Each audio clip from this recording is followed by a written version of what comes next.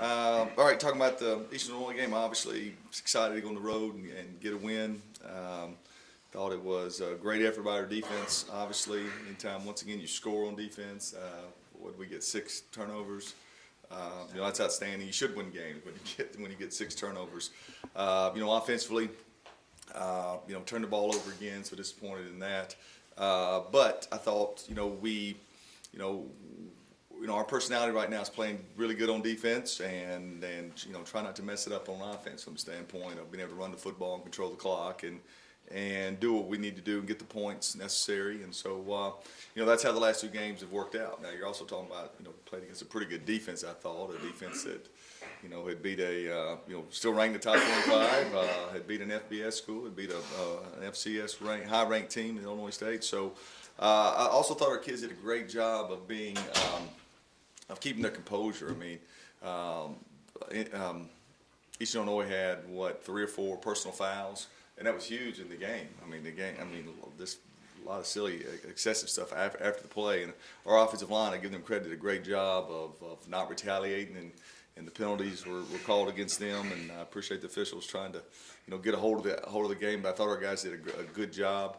Even our defensive players, like I said, there was a lot of things going on after the play, and I thought our defensive guys held their composure too, and we didn't get one of those personal fouls. And in that game, that could have been, could have really gone both, could have really hurt us. So, great team win. Special teams did a nice job. Mitch coming out there and making the field goal, and he's a little bit hurt right now, so that's kind of why we switched. Brett kicked those extra points in the field goal, the short ones, and Mitch came on and made the 41-yarder, so that was huge there. So, like I said, it's excited for our team. I say this about our team: this is 11 straight weeks, no off week. 3 FBS opponents, a trip to Hawaii. This team, brought a lot of, revenue to our university, and they haven't complained one bit. And they go and they play, and excited about this week. So looking forward to practice tonight. Coach, this is a team that's 3-3 in conference. Doesn't really blow you away when you look at the numbers, but you've got another defense that keeps them in games. Yeah, no. I wasn't lost by 7 this week, and lost by 1 to Tech. So you give them 9 more points. They're 5-1 in this league. Okay, so that's you can look at it like that. And that's the way I'm looking at it. You turn the tape on, that's what I see, especially them defensively. Tuke's done a great job there building a program. They beat us last time they were here. They beat us. Our first time playing against their staff, and they beat us here in a tight game. So he's created a program there. So I take my hat off to him. Does a great job. I enjoy visiting with him in the off season and have different conversations with him. You can tell that he has a vision of what he wants that program to be about, and he's got a lot of players buying into that, and recruiting some good players. Defensively, you start with them there. There's 23 points a game. They don't give up a whole lot of big plays. Turn the Jacksonville State game on, 17-10. If Barge doesn't make a couple plays, they probably win that football game. They really do. So that concerns me. And then they're good enough on offense. The quarterback's got some good numbers. He's not turning the ball over to where, like I told you last week, fourth quarter game this week.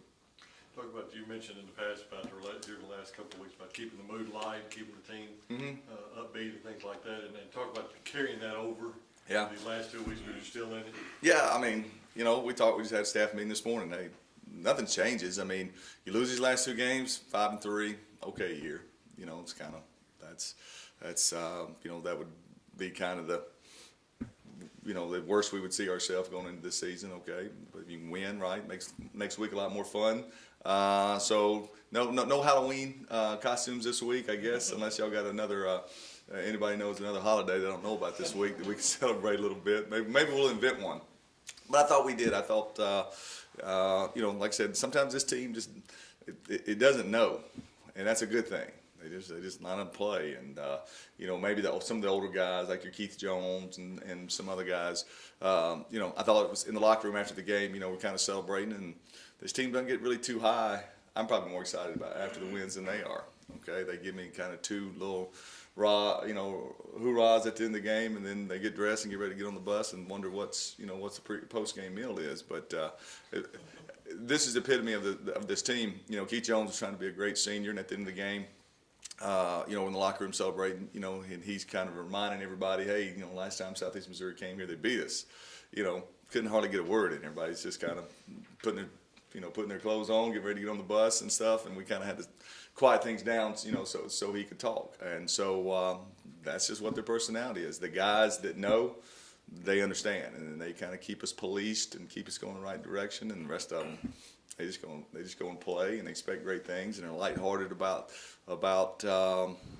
certain things, and it's been good. No, it's been good. I think it's another lesson for me as a head coach that every team has a different personality, and that chemistry just changes every year. Troy doesn't get too high, get too low. He throws a pick. You may see him kind of grimace a little bit. He doesn't kind of have to say a word. Where Jared Neal, Jared would jump up and hit himself on the head and stuff like that because he was such a perfectionist. And not that Troy's not, just different personalities. And sometimes you want them to have your personality as a coach. And they do to a certain extent from the standpoint of, they prepare, they care, they play hard, those kind of things. But, sometimes as coaches we can, we make your players too tight. You can make them too, if you feed them too much, paralysis by analysis type deal. Sometimes, I think I can be guilty of that. This year I've kind of, like today I'll give them, we'll talk about our opponent. We won't talk about Southeast Missouri. We'll talk about a few statistics today. Okay, this is what they are. Okay, and then for the rest of the week, you just talk about the opponent and us and what we're going to do to get ready. So you really don't feel like you have to focus on avoiding a trap game in the SEMO with Jacksonville State coming up? I think a couple things. One, I'd be disappointed if we looked at anybody like that. Two, 17-10 at Jacksonville State, that didn't wake you up. What will? And I think when our offensive guys turn the tape on and see, how schematically sound and how good they are on defense, that's you don't deserve to be in a conference championship this late in the year if you can't recognize that. Okay. And our defense, like I said, they line up and they play hard every week, and they've been getting turnovers, and so I wouldn't expect anything different from them. So, that didn't cross my mind, and certainly shouldn't cross any of our players' mind. You talked about the nameless opponents. How has that helped the team kind of slow things down and focus? I think just going back to the paralysis by analysis type deal, I think you sometimes as a coach you start saying things of, well, if they do this, get ready for this, and if they do this, get ready for this. No, as coaches, we need to know those things, and we need to call the game accordingly. But we need to allow our players to play fun, to play fast and to have fun, and let their natural abilities, kick in. If they make a mistake, it'd be because they're all going to make mistakes. They make the mistake because their eyes are bad, not because the ball was on the left hash and the sun was, the wind was out of the northwest and it was 72 degrees. I mean, there's just sometimes you feed them too much information, and that can cost you. We're kind of, Coach Bird's done a great job with our defense. We don't play a whole lot of different. It may look different, but it's not. And guys lining up and they're playing fast and getting to where they got to go. And offensively, the last couple of weeks, I mean, even though it wasn't a statistic, banner game, you still were able to run the ball, control the clock this week. You still were able to, limit, even though it was 2 turnovers, low risk and avoid some sacks and, keep the defense off the field. I think we still had the ball 32 minutes this past week, which is still keeping your defense off the field, which means they're not scoring unless, you're turning the ball over in short fields. But that's what we mean by it is, us. How is our mindset? How is our preparation? How is our, are we having fun? And when we have fun, we tend to play a lot better. You have 19 seniors who get to play their last home game of the year. Just kind of talk about that class as a whole. It's, and I've changed my philosophy on that as well. I used to really, we've played some games that didn't mean a whole lot as far as from the OVC standings at the end of the year, but we played a lot to where senior day meant, it meant something in the league. But I'm gonna tell the guys that it's a celebration. It's not anything to be sad about. It's a celebration of this phase of your life. you know, whether you've been here 2 years, 5 years, 4 years. This is a celebration of, it's your last game in this stadium, all these practices that you've had. You know, celebrate it, because all it is it's the sign of that you're moving on to the next stage of your life.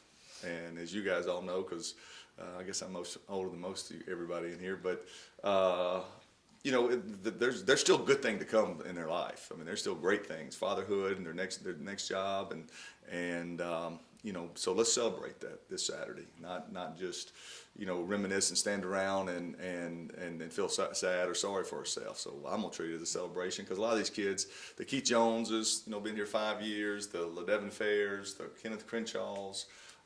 You know, every year we've done a great job of keeping our classes in you know, 19, 20 seniors every year, which gives you a chance to load up and go compete for, you know, and being the top of the league. You know, so, you know, we've looked at it right, oh, we lost this player, we lost Jared Neal. Well, you know, we're back. Okay, and the year before that we lost, I don't know who, Jeremy Butler, whoever, but hey, we're back.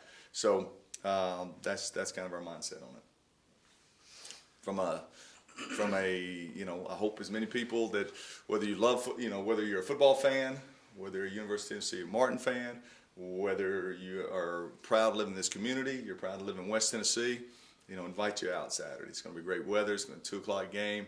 You know, if you need some tickets, you call me. I'll find a way to get you in there. You know, if you need to sit in my office. But, you know, this university deserves that. This athletic department deserves that. These kids deserve that. West Tennessee deserves that. And so, you know, it's, you know, whether it be, you know, SEMO had 6,000, 7,000 fans at their home game versus Jacksonville State. Okay, so hope we can match that. That'd be great if we could. Anything else? Thanks. Good, guys. Appreciate it. Thanks.